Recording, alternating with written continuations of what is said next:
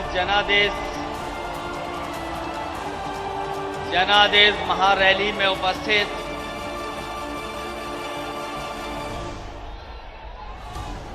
जनादेश महारैली में यहां पर उपस्थित बड़ी संख्या में हमारे किसान भाई, माताएं, बहनें, नौजवान साथी, पत्रकार बंधुओं, मैं देख रहा हूं कि पूरा का पूरा मैदान भरा दिखाई दे रहा है।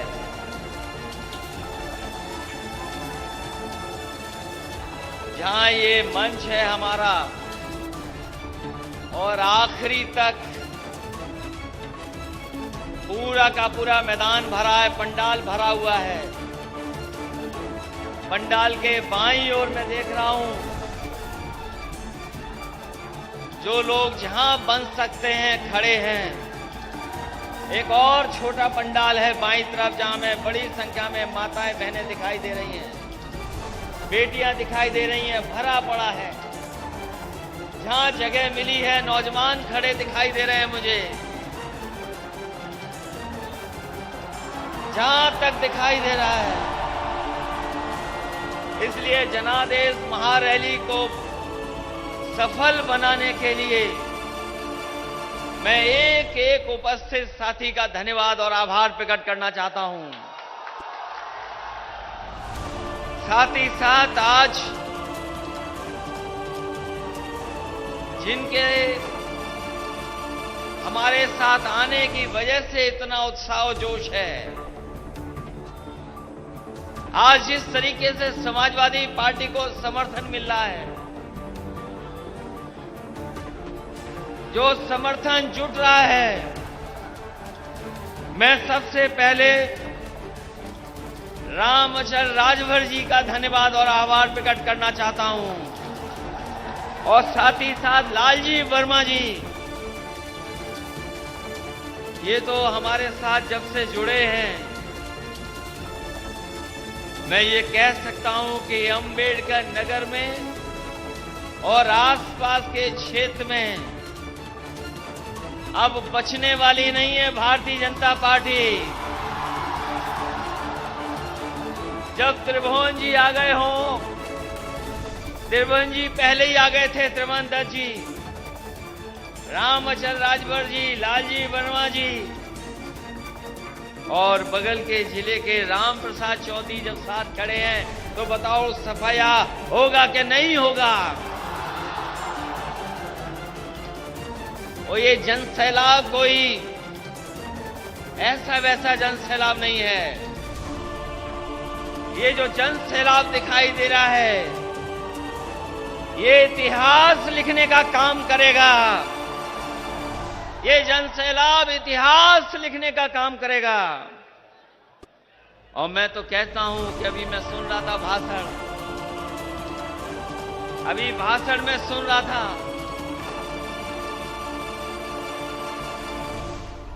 मैं अभी भाषण सुन रहा था कि क्या क्या हो रहा है, कैसी सरकार चल रही है। लेकिन एक बात मैं कह सकता हूं, इस बार चुनाव में पिछड़ों का इंकलाब होगा और 22 में बदलाव होके रहेगा। इसलिए मंच पर उपस्थित समाजवादी पार्टी के प्रदेश के अध्यक्ष नरेश उत्तम जी, मंच पर उपस्थित रामचंद्र राजभर जी, लालजी वर्मा जी, राममूर्ति वर्मा जी, त्रिभुवन दत्त जी, सैलेन ललई जी, पार्टी के बहुत ही वरिष्ठ नेता आदि दुर्गा यादव जी, बलराम यादव जी, अवधेश प्रसाद जी, पूर्व में रहे मंत्री शंखलाल मांझी जी, जयशंकर पांडे जी, पार्टी के जिलाध्यक्ष राम सकल, विशाल वर्मा जी, अतर खां साहब, विधायक सुभाष राय जी, एमएलसी हीरालाल जी और हमारे साथ आए कमलाकांत पप्पू राजभर जी। मंच पर बड़ी संख्या में समाजवादी साथी हैं। पार्टी की महिला सभा की अध्यक्ष लीलावती कुशवाहा जी हैं।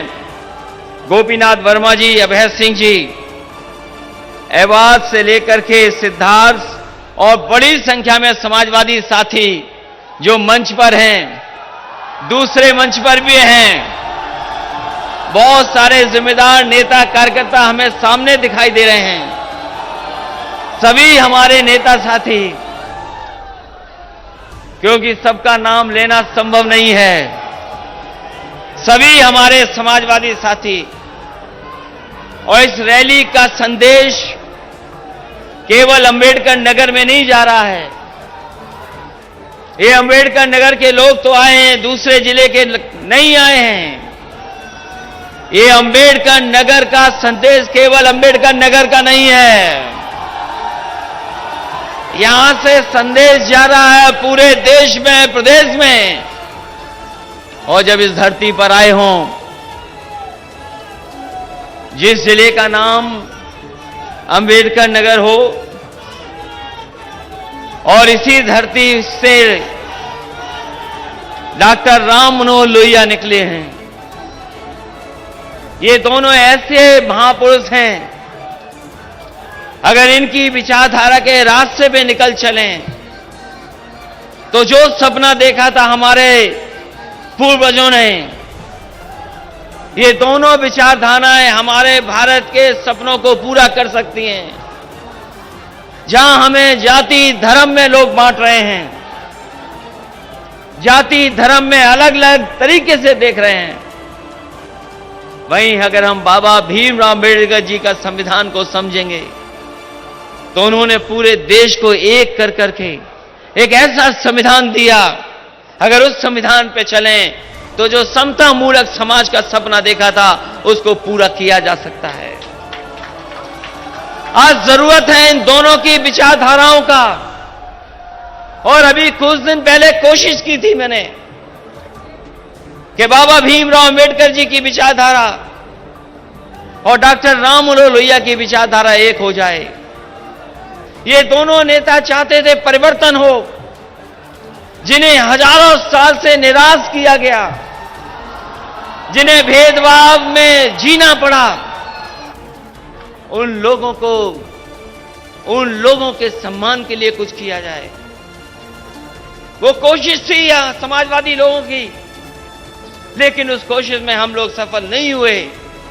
लेकिन मैं कह सकता हूं, जिस समय से लगातार लोग समाजवादी पार्टी में आ रहे हैं, दूसरे दलों को छोड़ करके आ रहे हैं, मैं अपने मंच पर बैठे हुए बहुजन समाज पार्टी के नेताओं को कहना चाहता हूं कि आप निराश न हो।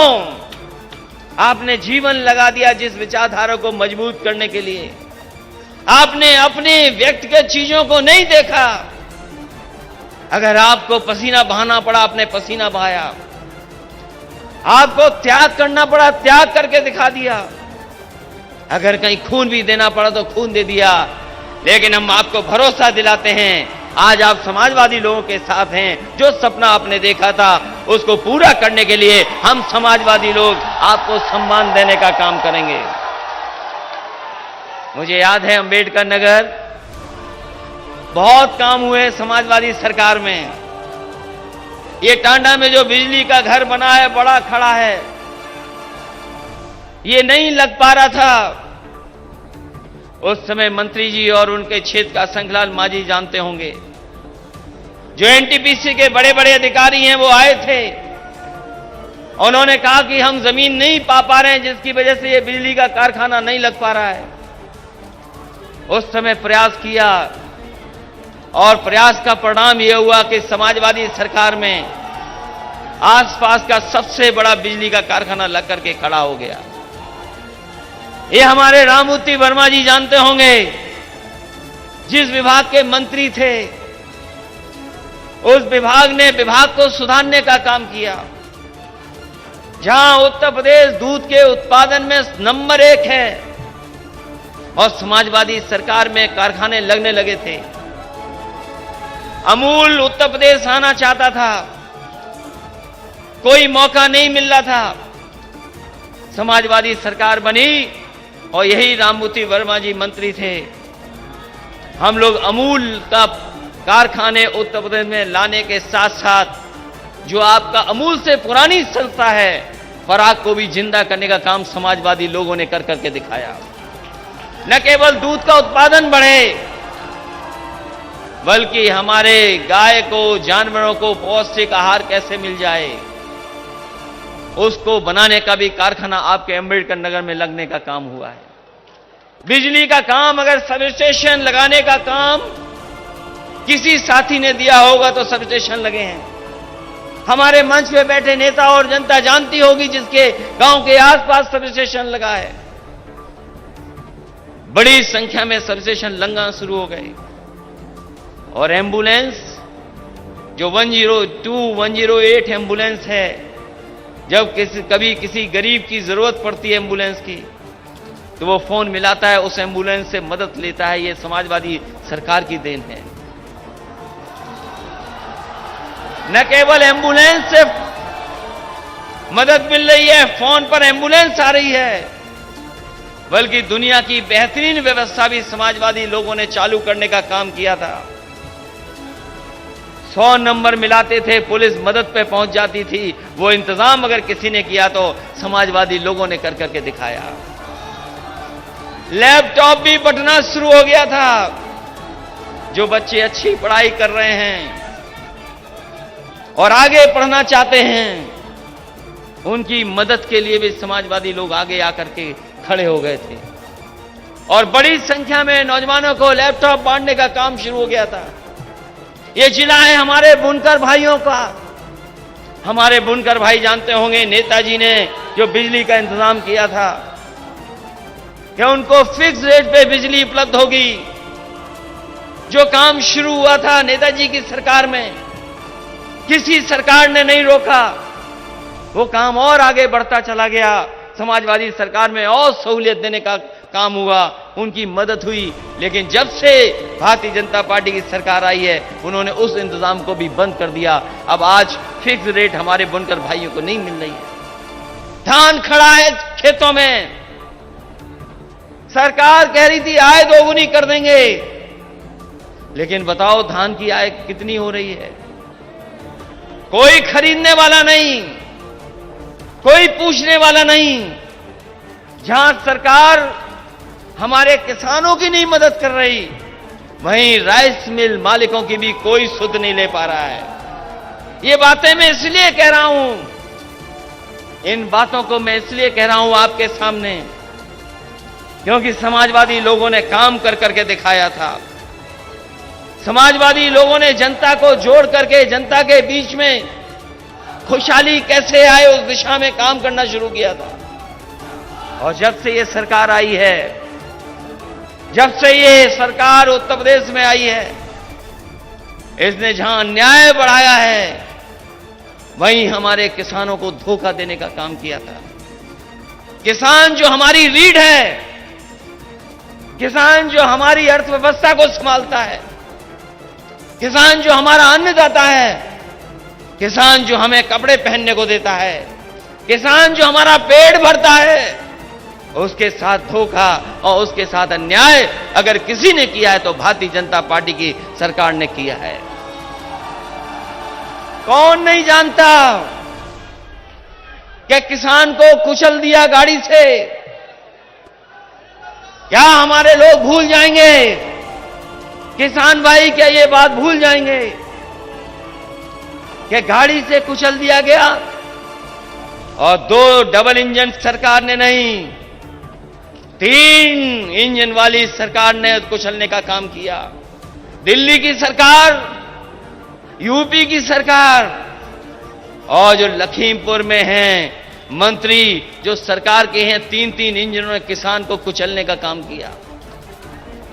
किसान को भी न्याय नहीं मिल पा रहा है और जब तक ये सरकार में रहेंगे हमें कोई उम्मीद नहीं है कि किसानों को न्याय मिल जाएगा। बताओ किसान भाइयों, आपसे वादा किया था कि आपकी आय दोगुनी हो जाएगी, लेकिन जिस तरीके से महंगाई बढ़ रही है, क्या हमारे किसानों की आय दोगुनी हो गई है? यही बीजेपी के लोग लाल लाल सिलेंडर बांट रहे थे गांव में जाकर के। उज्ज्वला योजना के नाम पर सिलेंडर दिए गरीबों को, हर गरीब को सिलेंडर दे दिया, सिलेंडर बांटे जा रहे थे। बताओ आज सिलेंडर की कीमत क्या है? जो उज्ज्वला योजना है, महंगाई के कारण उज्ज्वला योजना बन गई। और हमारे बाबा मुख्यमंत्री जी कभी कभी लाल रंग से घबराते हैं।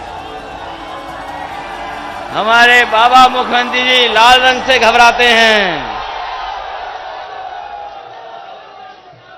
और जब से सिलेंडर की कीमत बढ़ी है, बनता हो जनता गुस्से में है कि नहीं है। और हमारे मुख्यमंत्री जी महंगाई कम करने के लिए हो सकता है सिलेंडर का नाम बदल दें या रंग बदल दें इसका। कौन भरवा पा रहा है सिलेंडर? यही बीजेपी के लोगों ने कहा कि गरीब को हम हवाई जहाज में ले जाएंगे। चप्पल पहनने वाला हवाई जहाज में जा सकता है। पेट्रोल 100 के पार हो गया कि नहीं हो गया? पेट्रोल 100 से पार हो गया। अब आपकी मोटरसाइकिल भी नहीं चल सकती है, वो फैसले ले रही है सरकार। खाद महंगी, डीएपी मिल नहीं रही। जो इंतजाम सरकार को करना चाहिए सरकार नहीं कर पा रही। क्या सरकार के हाथ में नहीं है चीजें? सरकार के हाथ में चीजें हैं। जब से हारे तब से कीमत नीचे आने लगी है। अभी कुछ प्रदेशों में हारे हैं, कीमतें नीचे आ गई हैं। उत्तर प्रदेश में हार जाएंगे तो कोई कीमतें और नीचे आ जाएंगी। इसलिए चुनाव जहां आपका हमारा है, वहीं महंगाई को भी नीचे लाने का है। हमारे बाबा मुख्यमंत्री जी आए तो हो सकता है टांडा के बड़े हुए प्लांट का नाम ना लें। टांडा में बिजली का कारखाना लगा है।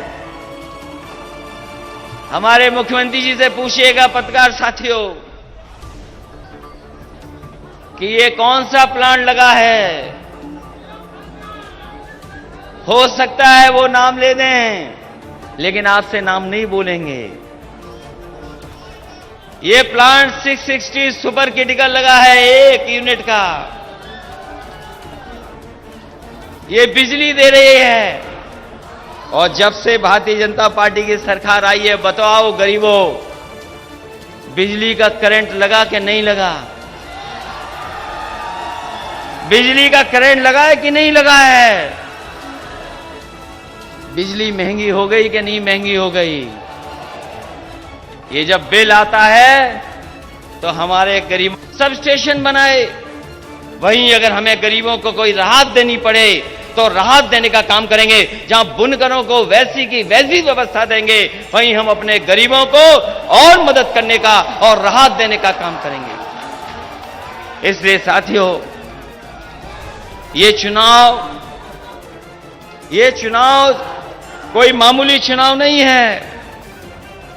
ये चुनाव कोई छोटा मोटा चुनाव नहीं है।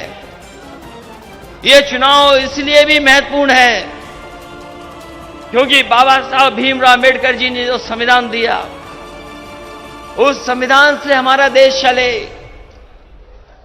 उस संविधान से हमें हक और सम्मान मिले। इन्होंने गरीबों से वोट लिया, बीजेपी के लोगों ने उद्योगपतियों से नोट लिया और जो हमारी सरकारी संपत्ति थी उन पर चोट पहुंचाने का काम किया और एक एक कर करके उन सरकारी संपत्तियों का बेचने का काम हो रहा है। तो सोचो, ये सरकारी संपत्ति जब बिक जाएंगी तो जो बाबा भीमराव अम्बेडकर जी ने सपना दिखाया था, जो अधिकार की बात थी, हक की बात थी, वो हक और सम्मान कौन देगा हमें और आपको? इसलिए संविधान बचाने का चुनाव है, लोकतंत्र को बचाने का चुनाव है। और जब सबसे ज्यादा जनता को जरूरत थी मदद की, यही सरकार में बैठे हुए लोग, जब गरीब और हमारे किसान, गांव में रहने वाले लोग, जिन्हें सबसे ज्यादा मदद की जरूरत थी, इस सरकार ने उनको अनाज छोड़ने का काम किया था। याद कीजिए वो कोविड का समय, जिस समय लॉकडाउन था, कोई निकल नहीं सकता था। कोई अगर निकलता था तो उसे लाठी मार करके घर में भेज दिया जाता था। लोगों को अपमानित कर रहे थे। और सरकार की जो कोशिश थी कि सरकार जो मदद करे, उस मदद में सरकार सामने नहीं आई। हमारे तमाम गरीब जिन्हें दवाई मिल जाती समय पर, अस्पताल में बिस्तर मिल जाता समय पर, और समय पर ऑक्सीजन मिल जाती, तो हमारे गरीबों की जान नहीं जाती। बड़े पैमाने पर लोगों को इधर उधर भटकना नहीं पड़ता। लेकिन इस भारतीय जनता पार्टी की सरकार ने गरीबों को अनाज छोड़ने का काम किया, जिसके कारण न जाने कितने लोगों की जान चली गई। जान गई लोगों की, और केवल जान ही नहीं गई, जिन लोगों को सम्मान से अपने परिवार का दाह संस्कार करने का मौका मिलता, उन लोगों को वो इंतजाम भी सरकार नहीं दे पाई। न जाने कितने लोगों को गंगा में ऐसे ही बहा दिया गया, लाशें बहा दी गई। दुनिया में अगर किसी ने बदनामी कराई है भारत की, तो यही भारतीय जनता पार्टी के लोगों ने भारत की बदनामी कराने का काम किया। इसलिए हम आपसे अपील करना चाहते हैं, ये झूठ बोल करके सत्ता में आए हैं, ये गरीब पिछड़ों को धोखा दे करके सरकार में आए हैं। इन्होंने 5 साल जो अभी हो जाएंगे उसका हिसाब किताब नहीं देना चाहते हैं। आज भी ये सरकार शिलान्यास कर रही है, उद्घाटन का उद्घाटन कर रही है, और 4.5 साल बनने के बाद भी, इतना समय गुजर जाने के बाद भी ये अपना काम नहीं उद्घाटन कर पा रहे हैं। जो काम समाजवादियों ने शुरू किए थे, जो काम समाजवादियों ने दिए थे, वही उद्घाटन हो रहे हैं। सुनने में आ रहा है पूर्वांचल एक्सप्रेसवे का उद्घाटन होने जा रहा है। हालांकि यहां से थोड़ा दूर है, लेकिन पूर्वांचल के सबसे बड़े विकास का रास्ता है पूर्वांचल एक्सप्रेसवे, जो गाजीपुर, आपका आजमगढ़, अंबेडकर नगर, सुल्तानपुर, अमेठी, बाराबंकी, लखनऊ को जोड़ता है। यह सबसे बड़ी सड़क समाजवादियों ने दी, वो बन करके तैयार है, बन करके तैयार है। सुना है उसका उद्घाटन होने जा रहा है। लेकिन मैं कहना चाहता हूं, ये सड़क, ये प्रगति की, विकास की, खुशहाली की सड़क है, जो समाजवादियों ने सपना देखा था। समाजवादी सरकार होती तो कम समय में पूरा हो जाता, लेकिन भारतीय जनता पार्टी ने 4.5 साल में भी उतनी अच्छी सड़क नहीं बनाई जितनी आगरा से लखनऊ सड़क अच्छी बनी है। हम तो उस पे भी चले हैं, आगरा लखनऊ सड़क पे भी चले होंगे लोग, और ये लखनऊ से लेकर के गाजीपुर तक सड़क है, उस पे भी लोग चले होंगे। आगरा लखनऊ सड़क इतनी मजबूत है, इतनी अच्छी बनी है कि अगर उस सड़क पर आप पानी का गिलास लेकर के चलोगे और अगर चाय पीते हुए जाओगे तो 100 की रफ्तार से भी आपके गिलास का पानी नहीं गिरेगा, चाय के कप से पानी नहीं हिलेगा। और हमारे बाबा मुख्यमंत्री ने जो सड़क बनाई है, ये जो समाजवादी पूर्वांचल एक्सप्रेस, इसको पूर्वांचल एक्सप्रेस वे बनाया है। अगर आपकी गाड़ी ठीक नहीं है, रफ्तार अगर आपने बढ़ा दी, अगर आपने रफ्तार अपनी गाड़ी की बढ़ा दी, तो हो सकता है कमर दर्द कर जाए और पेट दर्द कर जाए, वापसी में आपको डॉक्टर से इलाज कराना पड़ जाए। और गलती से अगर आपने कप चाय का ले लिया, पानी का गिलास ले लिया, तो हो सकता है आपको अपने कपड़े बदल करके जाना पड़े, दोबारा आप कपड़े उनको नहीं पहन पाओगे। मैं कहना चाहता हूं सरकार के लोगों से, जहां बुलडोजर चलाना चाहिए था वहां बुलडोजर नहीं चलाया। अगर सड़क पर सही तरीके से बुलडोजर चला होता तो सड़क आगरा लखनऊ से भी बेहतरीन होती। मैं जानना चाहता हूं, हमारे मुख्यमंत्री को बड़ा शौक है बुलडोजर चलाने का। जिस समय बुलडोजर चलना था सड़क पर, आप बुलडोजर नहीं चला रहे थे, क्या कर रहे थे ये पता ही नहीं है। क्या कर रहे थे पता ही नहीं है। और अगर आपने धुआं उड़ाते हुए बुलडोजर चला दिया होता, और अगर आपने धुआं उड़ाते हुए बुलडोजर चला दिया होता, तो आगरा लखनऊ से बेहतरीन सड़क होती हमारे पूर्वांचल के लोगों की, लेकिन आपने बुलडोजर वहां नहीं चलाया। ये हमारे कमाल के मुख्यमंत्री जी हैं, जहां जो काम करना चाहिए वो काम नहीं करते। हमारे मुख्यमंत्री कमाल के हैं, जो काम जहां करना चाहिए वो नहीं करते, जो काम करना चाहिए वो नहीं करते हैं। आज हमारे नौजवानों का भविष्य बनाने का समय है, इन नौजवानों के सपने पूरे होने का समय है, लेकिन हमारे बाबा मुख्यमंत्री नौकरी रोजगार की तरफ नहीं देख रहे।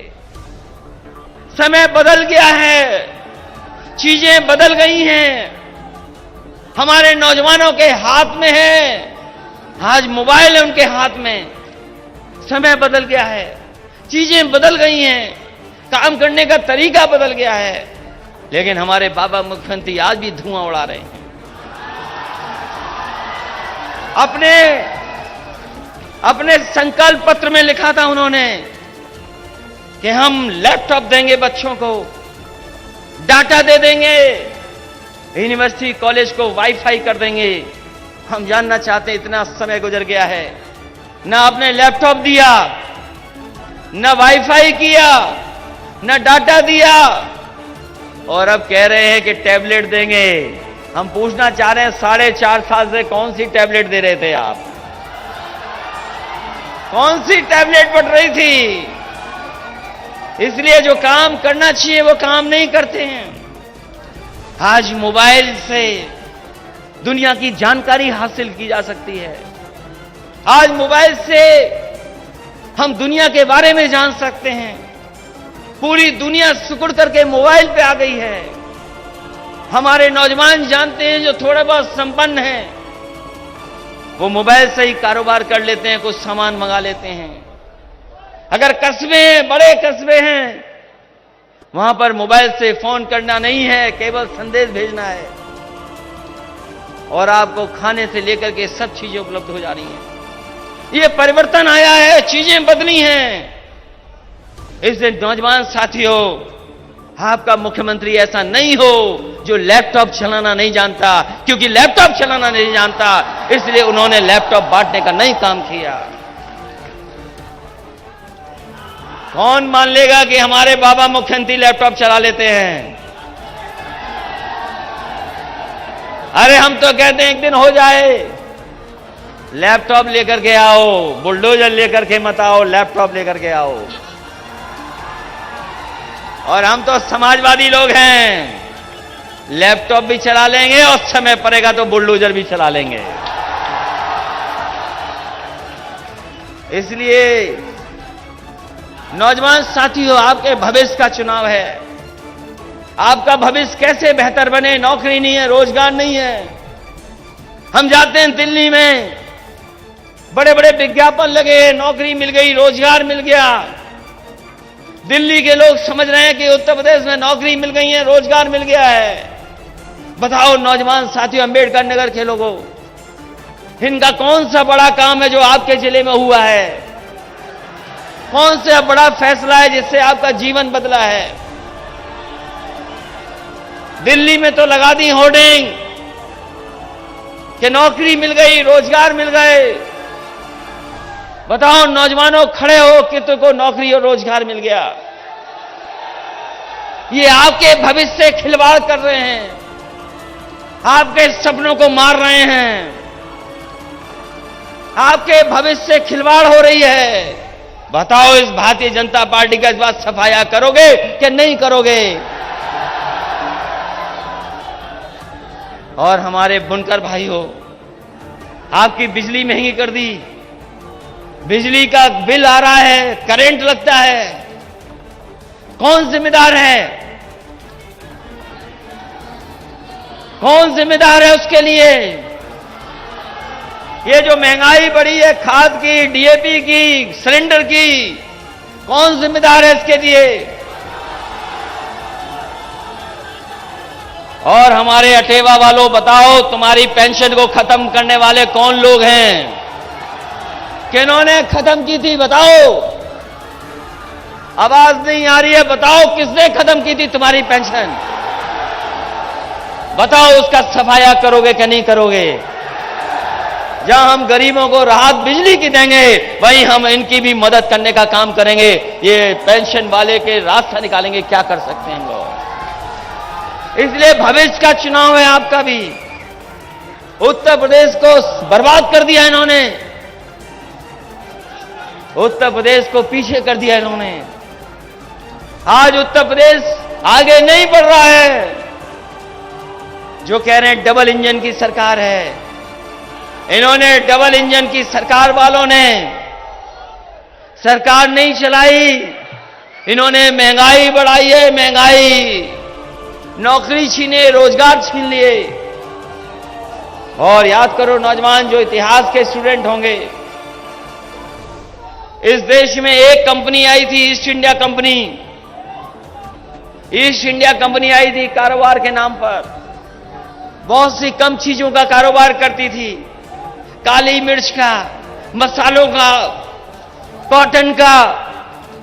वो कंपनी आई, कारोबार करती रही, और वहां पर एक फैसला हुआ, इंग्लैंड में, ब्रिटेन में एक फैसला हुआ, एक कानून बना, और वो कंपनी जो कारोबार कर रही थी वो सरकार बन गई। बताओ साथियों, इतिहास पढ़ा है कि नहीं पढ़ा है? और मैं कहता हूं ये पलट करके, पढ़ करके देखिए। ईस्ट इंडिया कंपनी आई थी एक भारत में, और ब्रिटेन में एक कानून पास हो गया, ईस्ट इंडिया कंपनी सरकार बन गई। और आज जो फैसले ले रही है सरकार, एक एक कर करके हमारी सरकारी कंपनियों को बेच रही है, सरकारी संपत्ति को बेच रहे हैं, प्राइवेट कंपनियों को। तो सोचो, एक कानून ने सरकार बना दिया, और ये लगातार ऐसे कानून पास कर रहे हैं कि हमारे देश को कंपनी बना दे रहे हैं। तो कंपनी जब बन जाएगी तो हमारे अधिकारों का क्या होगा, हक का क्या होगा, सम्मान का क्या होगा? इसलिए चीजें बेच रहे हैं, ये उद्योगपतियों के हाथ में खेल रहे हैं। याद कीजिए वो नोटबंदी का समय, जिस समय नोटबंदी लागू हुई थी, यही बीजेपी के लोगों ने कहा था कि नोटबंदी के बाद न काला धन बचेगा, न भ्रष्टाचार होगा। कितना समय गुजर गया, कितना समय गुजर गया। आज जिस दिन हम लोग, आप लोग बातचीत कर रहे हैं, पुराना याद कीजिए, 8 की रात को ही नोटबंदी हुई थी। याद है कि नहीं है? याद है। और बीजेपी ने कहा था भ्रष्टाचार खत्म हो जाएगा, काला धन आ जाएगा। कितने साल गुजर गए, क्या भ्रष्टाचार खत्म हो गया है? जो बाहर काला धन चला गया था, कितना काला धन वापस आ गया? और हमारे बाबा मुख्यमंत्री जी ने 100 नंबर का पता नहीं क्या कर दिया, 100 से 112 कर दिया। जब 100 नंबर था तो पुलिस भी ठीक थी, लेकिन जब से 112 हुआ है, पुलिस को पता नहीं क्या हो गया है, जाने क्या हो गया। और इतना अन्याय भी किसी सरकार में नहीं हुआ होगा, इतना अन्याय भी किसी सरकार में नहीं हुआ होगा जितना इस सरकार में हो रहा है। जो कानून व्यवस्था की दुहाई दे रहे हैं, वो बताएं कि 100 नंबर को 112 कर करके खराब करने का काम अगर किसी ने किया है तो भारतीय जनता पार्टी ने किया है। और आज सबसे ज्यादा कस्टोडियल डेथ, अगर कस्टोडियल डेथ सबसे ज्यादा कहीं हो रही है, कहीं गरीब की जान पीटते पीटते पुलिस ले रही है, अगर कहीं भी देश में सबसे ज्यादा जान गई हैं गरीबों की, तो वो उत्तर प्रदेश है जहां पर पुलिस के पीटने की वजह से, अन्याय की वजह से जाने गई हैं। लोग थाने में मर गए। कोर्ट कस्टोडियल डेथ सबसे ज्यादा है। मानवाधिकार ने सबसे ज्यादा अगर किसी को नोटिस दिया है तो उत्तर प्रदेश की सरकार को दिया है। और जो ठोको नीति चलाते थे, जो ठोको ठोको कहते थे सुबह से लेकर शाम तक, बताओ उनके सांसद लोग कूटे जा रहे हैं कि नहीं कूटे जा रहे हैं? जो कहते थे ठोको, पता ही नहीं कौन किसको ठोक रहा है। जिसकी मर्जी है वो उसको ठोक रहा है। ये कानून व्यवस्था है? ये कानून व्यवस्था है क्या कि बताओ गृह राज्य मंत्री के बेटे ने किसानों पर गाड़ी चढ़ा दी हो? ये कानून व्यवस्था है क्या? और आज जब मैं आपके बीच में आया हूं, पता लगा है कि फतेहगढ़ जेल में कैदियों को नहीं पता था किसको ठोकना है, तो जेलर को ठोक दिया उन्होंने। ये कानून व्यवस्था है? सबसे ज्यादा किसानों की जान चली गई, कोई मदद करने वाला नहीं है। मजदूर पैदल चलते चलते घर पहुंच गए, जान चली गई, किसी की मदद नहीं की। इसलिए उत्तर प्रदेश को बाहर निकालना है इनसे। उत्तर प्रदेश को खुशहाली के रास्ते पर दोबारा लाने का काम हम लोगों को करना है। बताओ अम्बेडकर के नगर के लोगों, उत्तर प्रदेश को खुशहाली के रास्ते पे ले चलोगे कि नहीं ले चलोगे? तो अगर ये आक्रोश है ऐसे आपके अंदर, अगर ये आक्रोश है आपके अंदर, तो बदलाव भी आएगा। और मुझे यकीन है आप पर, ये झूठ के फूल अब बचने वाले नहीं हैं। झूठ के फूल का सफाया होने वाला है उत्तर प्रदेश से। इसलिए एक बार फिर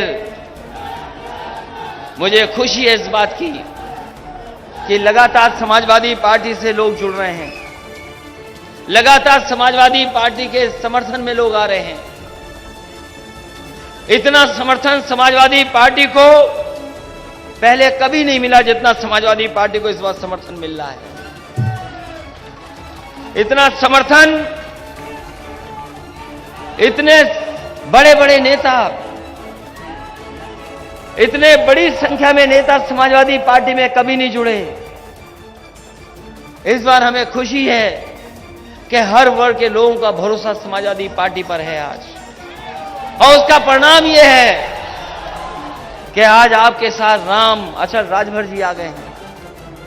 उसका परिणाम यह है कि लालजी वर्मा जी, जो बड़े नेता भी हैं, जिन्होंने अपना जीवन लगा दिया बहुजन समाज पार्टी में जुटे रहे, बाबा भीमराव अम्बेडकर के सिद्धांतों को आगे बढ़ाने के लिए, वो भी आज आपके साथ खड़े हैं, समाजवादी पार्टी के साथ जुट गए हैं। आपके साथ त्रिभुवन दत्त जी आ गए और बस्ती के बड़े नेता भी आपके साथ हैं। तो बताओ कौन कहता है कि समाजवादी पार्टी सरकार नहीं बनाने जा रही है? जनता चाहती है बदलाव, जनता बदलाव चाहती है।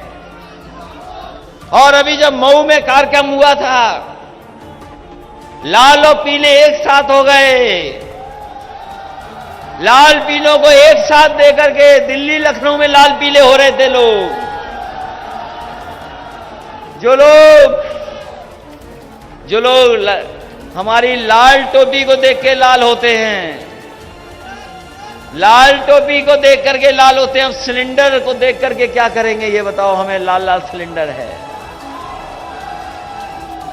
इसका भी नाम बदलेंगे क्या? अच्छा हुआ हाल फिलहाल मुख्यमंत्री जी यहां नहीं आए, नहीं तो कहीं किसी का नाम बदल देते। और हम तो अपने पत्रकार साथियों से कहेंगे, कोई नाम अगर बदलवाना हो तो हमें बता देना, हम कह देंगे नाम बदल देंगे। इसलिए इस भरोसे और इस उम्मीद के साथ ये जोश और उत्साह बना रहेगा। ये सरकार के खिलाफ आपका गुस्सा, आक्रोश बना रहेगा। और जब वोट पड़ेगा तो सोचो साइकिल की रफ्तार क्या होगी इस बार। जब हम सड़क बना सकते हैं, जब सड़क बना सकते हैं 100 से ऊपर चलने वाली, और कई लोग ऐसे हैं हम जानते हैं उन्होंने अपनी गाड़ी की रफ्तार देखी होगी, रफ्तार भी चेक कर ली होगी कितनी जा सकती है। ये जो एक्सप्रेसवे बना है ये समाजवादियों ने बनाया है, तो इसलिए हो सकता है जनता आने वाले समय में भारतीय जनता पार्टी को 400 सीटें भी हरा दे और समाजवादी पार्टी का गठबंधन 400 सीटें भी जीत जाए। कौन इनके साथ खड़ा है? जब किसान नाराज है, नौजवान नाराज है, व्यापारी नाराज है, अगड़े नाराज हैं, और बाबा साहब भीमराव अम्बेडकर की विचारधारा और डॉक्टर राम मनोहर लोहिया की विचारधारा दोनों एक हो गई हो, तो बताओ ये कैसे बचेंगे उत्तर प्रदेश से? और शिक्षक नाराज हैं। ये पुरानी पेंशन किसी ने छीनी तो भाजपाइयों ने छीनी आपकी, याद है कि नहीं याद है आपको? आज ऐसे लोग हैं जिन्हें वेतन नहीं मिल पा रहा है। ये जितनी भी अच्छी योजनाएं थी सबको रोक दिया इन्होंने। गरीबों के लिए एम्बुलेंस थी, आज एम्बुलेंस नहीं चल पा रही है। 100 नंबर की व्यवस्था थी, इसको खराब कर दिया। बड़े बड़े वादे किए थे कि हम गंगा सफाई कर देंगे। बताओ मां गंगा कितनी साफ हो गई हैं? नहीं साफ है। सफाई तो दूर, ये जो घाघरा बह रही है इसको भी नहीं संभाल पा रहे हैं। जब कभी पानी आ जाता है हमारे गरीबों को बहा ले जाता है, उनका नुकसान कर देती है। सफाई तो दूर, हमारे गरीबों की मदद नहीं कर पा रही हैं। इसलिए आज मंच से मैं कह सकता हूं कि पिछड़ों का इंकलाब होगा और 22 में बदलाव होगा, बदलाव होके रहेगा। इन्हीं शब्दों के साथ एक बार फिर रामअचल राजभर जी को, लालजी वर्मा जी को बहुत बहुत बधाई देता हूं और उनका स्वागत करता हूं, और हम भरोसा दिलाते हैं कि समाजवादी पार्टी में उनका पूरा सम्मान होगा। वहीं हमारे मंच पर कमलाकांत उर्फ पप्पू राजभर भी हैं, जिनके पिताजी हमारे बीच में नहीं रहे, आखिरी समय पर वो हम लोगों के साथ उनको छोड़ के गए हैं। हम उनको भरोसा दिलाते हैं कि उनका भी पूरा सम्मान करने का काम समाजवादी लोग करेंगे। इधर हम लोगों ने कोविड में या कोरोना में बहुत से लोगों को खोया है, वहीं समाजवादी पार्टी के मोतीलाल वर्मा जी और हमारी पार्टी के अजीमुल हक साहब जो पहलवान थे, उनको भी हमने खोया है। इसलिए समाजवादी पार्टी ने इन सबको सम्मान देने का काम लगातार समाजवादी पार्टी करती रहेगी। इन्हीं शब्दों के साथ, इस भरोसे और उम्मीद के साथ कि आने वाले समय में बदलाव होगा, और बदलाव ऐसा होगा कि उत्तर प्रदेश से भारतीय जनता पार्टी का सफाया होकर के रहेगा। इन्हीं शब्दों के साथ हम अपने किसान भाइयों का धन्यवाद देते हैं। बहुजन समाज पार्टी के आए हुए लोगों का, हमारे पूर्व विधायक जो थे वो भी हमारे बीच में नहीं रहे, जो चुनाव लड़े थे। इसलिए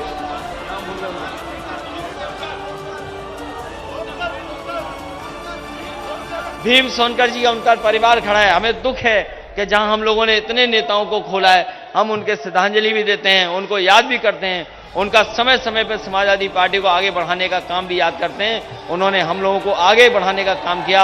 इन्हीं शब्दों के साथ आप सबका बहुत बहुत धन्यवाद करता हूं।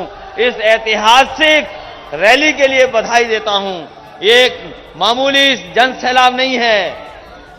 ये जो जन सैलाब दिखाई दे रहा है, सड़कें भरी पड़ी हैं, गाड़ियां खड़ी हैं, लोग दूर दूर से चल करके आ रहे हैं, जहां से जगह मिल रही वहां से आए हैं लोग। इसलिए हम, ये कोई छोटा मोटा जन सैलाब नहीं है, ये ऐसा जन सैलाब है जो इतिहास बनाने का काम करेगा और उत्तर प्रदेश में बदलाव लाने का काम करेगा। बहुत बहुत धन्यवाद। और पुरानी पेंशन और हमारे शिक्षक लोग हैं, चाहे बीटीसी हो, शिक्षा मित्र हो, चाहे बीपीएड वाले हों, बीएड वाले हों, इन तमाम लोगों के समाधान करना है। और वहीं हमें अपने बुनकर भाइयों का बिजली का इंतजाम भी करना है, जिससे हमारे बुनकर भाइयों की भी खुशहाली हो सके। बहुत बहुत धन्यवाद, बहुत बहुत बधाई आप लोगों को। और इस ऐतिहासिक कार्यक्रम के लिए मैं बहुजन समाज पार्टी से आए हुए सभी नेता कार्यकर्ताओं का एक बार फिर स्वागत करता हूं। बहुत बहुत धन्यवाद आपका।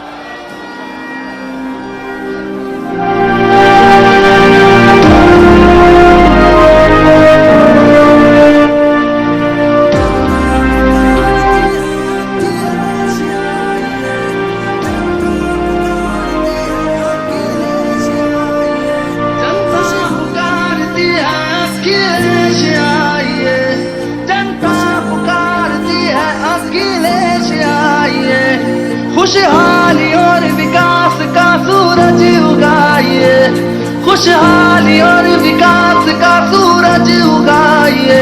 ओ